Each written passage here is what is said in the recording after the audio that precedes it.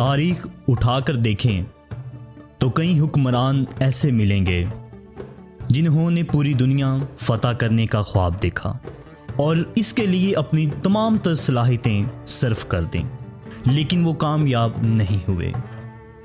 اسکندر اعظم نے بہت دنیا فتح کر لی، لیکن وہ بھی ساری دنیا کو فتح کرنے میں ناکام رہا۔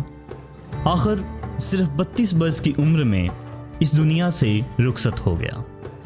نپولین کی بات ہو جائے، وہ بھی اپنے آپ کو عقل کل سمجھتا تھا اور اس کے دل میں بھی یہ تمنا انگڑائی لے رہی تھی کہ وہ ساری دنیا کو فتح کر لے۔ وہ ایک بہادر اور جنگجو حکمران تھا، لیکن اپنے عزائم میں ناکام رہا۔ واٹرلو کی جنگ میں اسے شکست ہوئی اور اسے قید کر لیا گیا۔ پھر اسے برطانیہ کے ایک جزیرے میں رکھا گیا۔ اس جزیرے کے ارد گرد کی آب و ہوا اتنی خراب تھی کہ نپولین کو متعدد بیماریاں لاحق ہو گئیں۔ ان میں جگر کی بیماری بھی شامل تھی۔ آخر ان بیماریوں نے نپولین کا کام تمام کر دیا۔ کہاں گئے وہ ارادے اور کہاں گئے وہ خواب، سب چکنا چور ہو گئے۔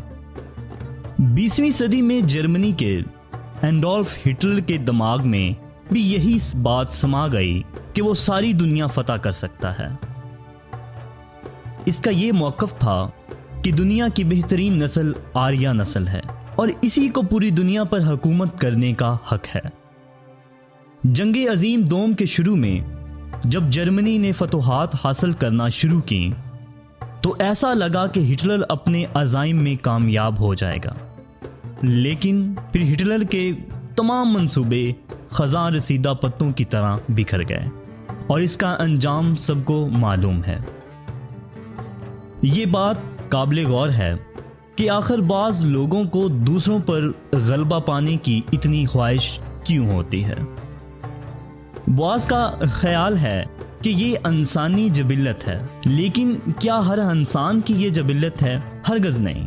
کہنا یہ چاہیے کہ بعض انسانوں کے دماغ میں یہ خلل ہوتا ہے کہ وہ دوسروں پر غلبہ حاصل کریں، لیکن وہ یہ نہیں سوچتے کہ انسانی زندگی کا تو کوئی بھروسہ نہیں، اور پھر کیا ضروری ہے کہ وہ اپنے ارادوں میں کامیاب ہو جائیں، اور اگر وہ ناکام ہو گئے تو پھر وہ کس انجام سے دوچار ہوں گے۔ یہ ایک بحث طلب معاملہ ہے۔ ہم اس مضمون میں اسکندر اعظم اور راجہ پورس کے بارے میں اپنے ناظرین کو آگاہ کریں گے کہ اگر کسی بہادر حملہ آور کا مقابلہ دوسرے بہادر شخص سے پڑ جائے تو کیا ہوتا ہے۔ اسکندر اعظم کا تعلق یونان سے تھا، جبکہ راجہ پورس کا پنجاب سے۔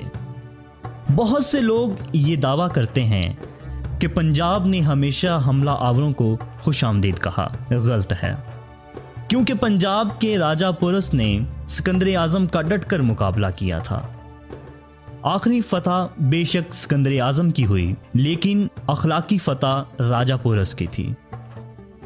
جب اسکندر اعظم نے راجہ پورس سے پوچھا کہ تمہارے ساتھ کیا سلوک کیا جائے، تو اس کا جواب یہ تھا جو بادشاہ بادشاہوں کے ساتھ کرتے ہیں۔ اسکندر اعظم نے 15 سالہ فتوحات کے زمانے میں کبھی شکست نہیں کھائی۔ یونان کی بادشاہت حاصل کرنے کے بعد سکندر 334 قبل مسیح میں ایشیا میں داخل ہوا، جہاں اس نے کہیں جنگوں میں فتح حاصل کی۔ اس سے پہلے 326 قبل مسیح میں اس کا مقابلہ ہندوستان کے شہزادے پورس سے ہوا، جس کے ساتھ اس نے ہائٹس پیس میں جنگ لڑی۔ اس بات کا تذکرہ ضروری ہے کہ سکندر اعظم کا قد صرف 5 فٹ تھا، جبکہ راجہ پورس کا قد 7 فٹ لمبا تھا۔ سکندر کو عظیم اس وقت کہا گیا جب اس نے سلطنت فارس کو فتح کیا۔ اس زمانے کا ہائٹس پیس آج کا دریائے جہلم اور دریائے چناب کے درمیان کا علاقہ ہے، اور یہ ہندوستان میں شامل تھا۔ سکندر اعظم کو اس حقیقت کا ادراک نہیں تھا کہ راجہ پورس کتنا زبردست اور بہادر جنگجو ہے۔ مورخین کے مطابق یہ لڑائی پنجاب کی علاقے مونگ میں لڑی گئی۔ یہ جنگ سکندر نے بڑی مشکل سے جیتی۔ اس نے شکست کے جبڑے سے فتح چھینی۔ پورس کی بدقسمتی یہ رہی کہ 30,000 پیدل فوج، 4,000 گھڑ سوار فوج اور گھوڑا گاڑیاں اپنے ہی ہاتھیوں تلے کچلے گئے، پورس کے ہاتھی خود ہی اس کے لیے تباہ کن ثابت ہوئے۔ پورس کے ہاتھی اب تو محاورہ بن چکے ہیں۔ پہلے صورتحال یہ تھی کہ سکندر کی گھوڑ سوار فوج مکمل طور پر پورس کو اطاعت پر مجبور نہ کر سکی۔ یہ پورس کی جرأت کا نتیجہ تھا کہ اسکندر اعظم کو پہلی بار شکست کا خطرہ محسوس ہوا۔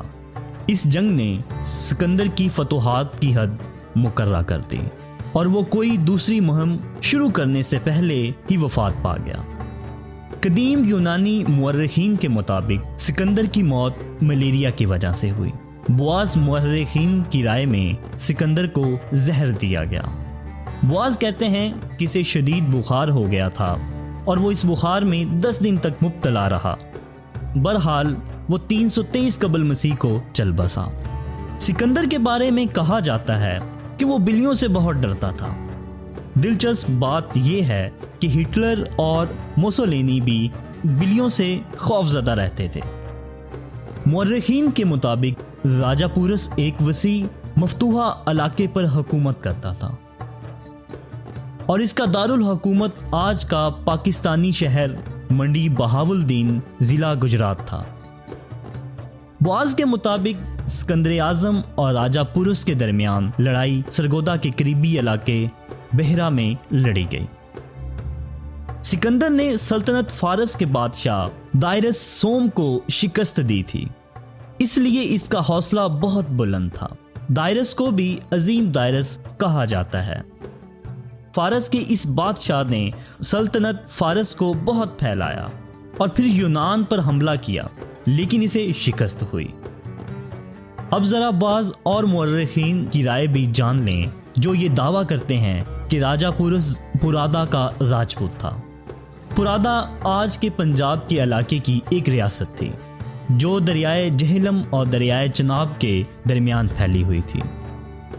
جہاں تک پورس کے راجپوت ہونے کا تعلق ہے تو اس بارے میں یہ حقیقت کو مد نظر رکھنا ضروری ہے کہ راجپوتوں کی ابتدا گپتا سلطنت کے زوال کے بعد ہوئی۔ لفظ راجپوت سنسکرت زبان سے اخذ کیا گیا ہے جس کا مطلب ہے بادشاہ کا بیٹا، لیکن راجہ پورس کا دور 326 قبل مسیح کا ہے۔ اس کا حقیقی نام پروشتو تاما تھا اور وہ پرادا سلطنت کا بادشاہ تھا جو دریائے جہلم کے کناروں پر تھی۔ وہ پورو قبیلے سے تعلق رکھتا تھا۔ ہندوؤں کی مذہبی کتاب رگ وید میں پورو قبیلے کا ذکر کیا گیا ہے اور اسے سبہر وال سے منسوب کیا گیا ہے۔ سبہر وال کا مطلب پنجابی کھتریوں کی ایک سب ذات ہے۔ راجپوتوں کی ابتدا 7ویں صدی سے ہوئی جبکہ پورس قبل مسیح کے دور کا تھا۔ پورس چندر ونتتی تھا اور چندر ونتتی کا راجپوتوں سے کوئی تعلق نہیں۔ بعض مورخین اس بات پر بھی اصرار کرتے ہیں کہ پورس برہمن تھا، لیکن یہ بات بھی حتمی طور پر درست نہیں۔ ایک اور رائے کے مطابق جدید مورخین کا دعویٰ ہے کہ راجہ پورس کا تعلق کیٹوک سے تھا اور کیٹوک چندر ونتتی سلسلے کا ایک قبیلہ ہے۔ بہرحال مورخین کی کسی رائے سے بھی حتمی طور پر اتفاق نہیں کیا جا سکتا۔ کیٹوک برادری کے بارے میں یہ بھی کہا جاتا ہے کہ کیٹوک نامی ممکنہ طور پر 2 الفاظ سے اخذ کیا گیا ہے، ایک کوٹ اور دوسرا اوچ۔ 18ویں صدی میں اس برادری کے بیشتر ارکان مسلمان ہو گئے تھے۔ آخر میں اس بات کا تذکرہ بہت ضروری ہے کہ جب راجہ پورس نے سکندر اعظم کے سامنے ہتھیار ڈالے تو سکندر نے اس سے جو سوال پوچھا اس کے جواب سے وہ بہت متاثر ہوا۔ اس نے پورس کی سلطنت اسے واپس کر دی اور بادشاہ کے عہدے پر بھی بحال کر دیا۔ معزز ناظرین، امید کرتا ہوں آج کی ہماری یہ ویڈیو آپ کو پسند آئی ہوگی۔